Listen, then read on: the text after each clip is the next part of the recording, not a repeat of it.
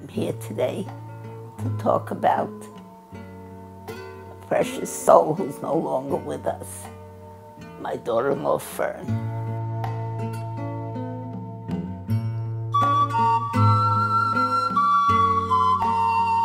אין כמו אמא שלנו.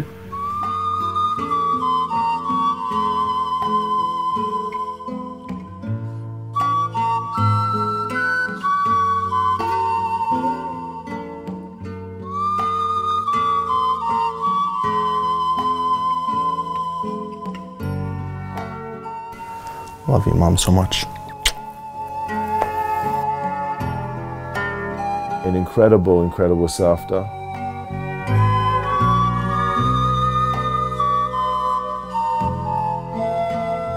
I miss her very much. I think about her.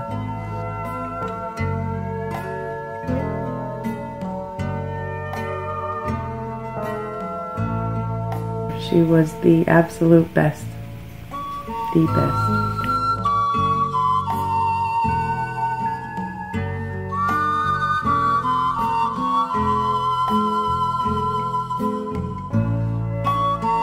Ima's made me a better, stronger person.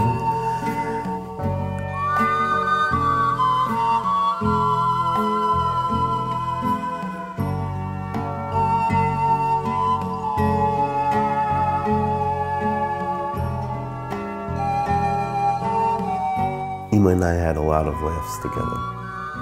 We had the giggles. Ima and I were married 45 years. We were college sweethearts. In 1987, after a difficult year of work where we didn't see the children that much, but it was productive financially, we took everybody to Israel to enjoy that year. But also my intention was to try to persuade Ima to consider maybe moving. Baruch Hashem, I can stand here and tell you, even with all the craziness that's going on and the matzav that we have to deal with, that we definitely made the right decision. She loved Israel with all her heart. You never heard, as a peer, Fern Doppler Israel bash or complain. This is what's here, let's make the best of it, let's go, let's do, and she just pushed. Friday night at the Shabbos table, Ima used to doze off. She was so tired because she worked so hard.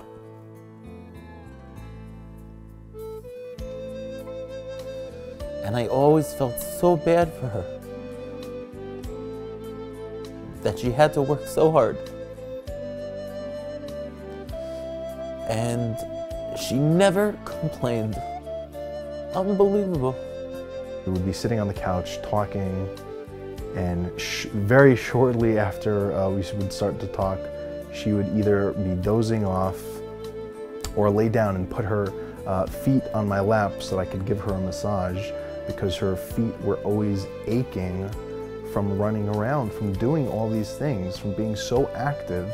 Coming to Israel, not understanding, not really hardly speaking Hebrew, and being like the best gym teacher ever, and that's the way she was.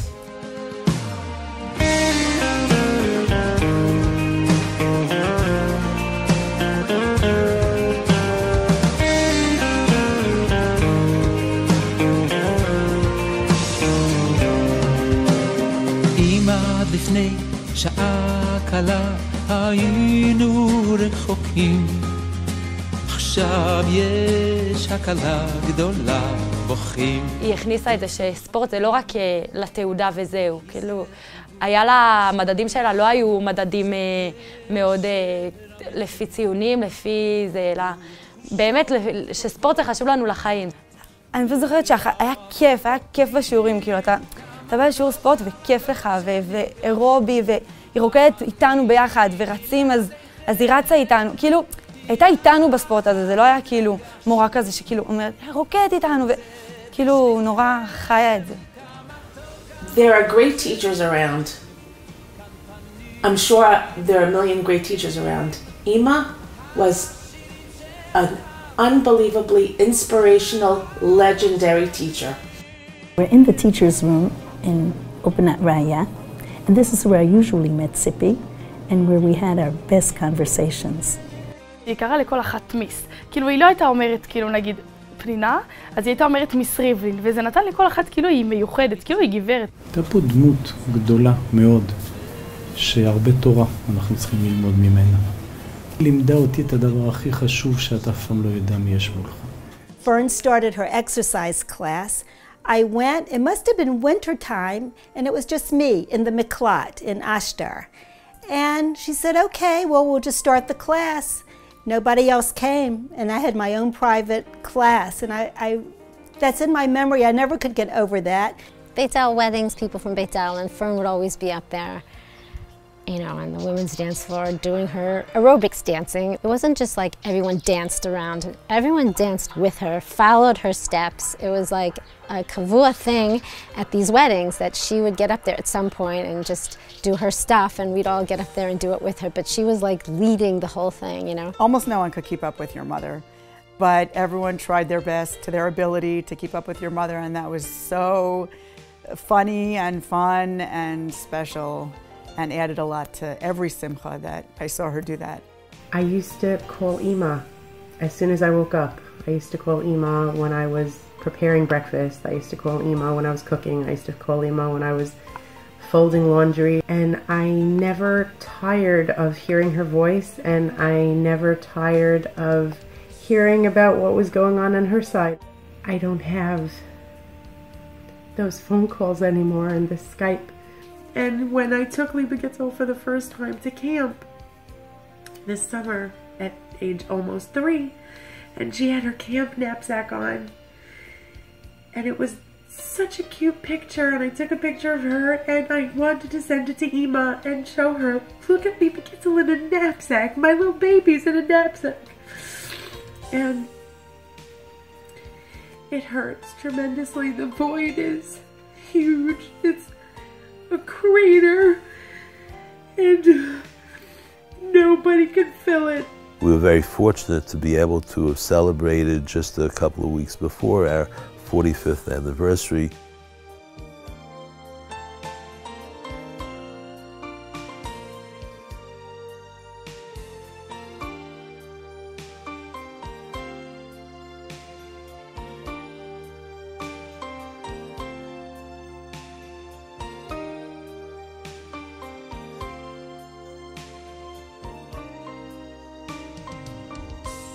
So first of all, with all the kidding around, I would just like to say in public for everybody that Abba and I are very, very lucky and blessed. First of all, we're lucky and blessed that we had 5 wonderful children. But then, on top of our wonderful children, they each picked wonderful spouses. So the family grew and grew and grew. And we're just very, very blessed. We're very blessed. I have to say it was Abba's dream to come live in Eretz Yisrael. But, you know, he might have dragged me here a little bit kicking and screaming, but I think it was the most wonderful decision that we ever made. And we have a wonderful family here, and we have a wonderful life here. And, look up. Yeah. So that's it. So thank you all my kids and my daughters-in-law and my husband. We meet with Dr. Spiegelman, and he pretended, when we met with him, that he didn't have the results back yet, or that he had the results, but it wasn't exactly what he had asked for. They made a mistake, they didn't give it to him in the right way, and so he wants us to call him in a few days. The truth was that the procedure failed, and for every lesion that it did succeed to destroy, many more came instead. And that was very bad news. It was really the last time that we were together as a family. I remember her saying, I don't know what will be if I'm going to make it through this or not, but, and then she would say things, and I thought, what is she talking about? she's going to make it through this. Of course she's going to make it through this. This isn't a question. It's like it never entered my mind that she wasn't going to until she said that. And she spoke so beautifully. I mean, everybody had tears in their eyes, and I felt like everybody moved. Everybody moved from where they were at that point to a different place, about how they feel about their own lives, how they feel about feeling grateful for every little thing. And I felt myself that I went through a change. She inspired all of us, and to look at the whole situation differently. Telling me about the Garden of Faith that she read and how positive she is, and like, everything will be okay. And when I left there, I felt so uplifted. And as I was driving, I said, wait, like, this is not good, you know, like something, like, I don't know what's gonna be. And I just remember I started crying in the car, just pulled over, and I said, like, I don't know what's gonna be. And it like hit me suddenly, because when I was there, I just was, you know, inspired by her, and we were sitting and laughing and chatting. Took her to the hospital, and they told me that she had a few days to live. And I said, what are you talking about? This is my wife. I mean, we're treating her. We're gonna beat this thing. I mean, a few days to live. But Ima was a fighter, and the doctors, I remember the doctors coming every couple of days, and they were still amazed that Ima was still around.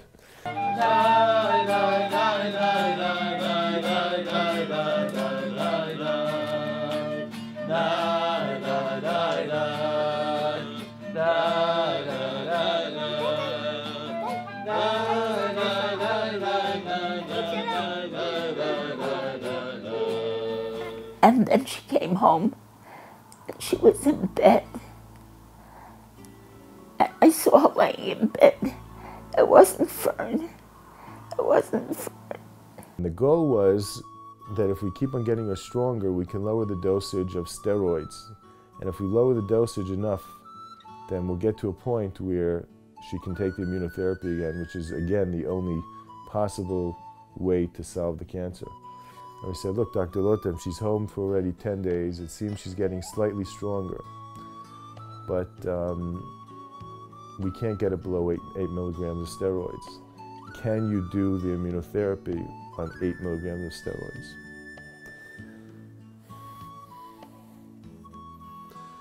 And Dr. Lotem said, you guys did everything you can, but it's too late. It's too late, it's not gonna work. It's not gonna work on 8 milligrams, and she's too far, and at this point you have to let her go. And at that point, and I remember the conversation vividly, and I always remember it, it was the only time, it was the first time that we actually lost hope. That entire time in the hospital, almost 3 weeks from once she went into the hospital and then till she came home, we were fighting this.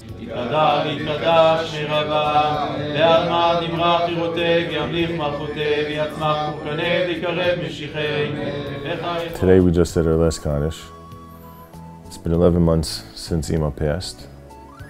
Ima was my best friend.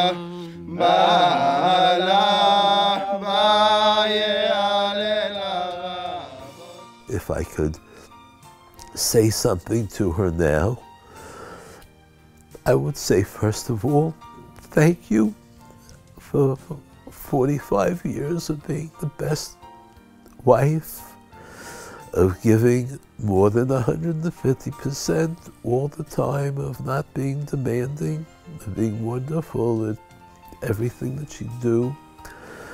I would tell her that she should be proud that her children said Kaddish for her every day in an honorable fashion.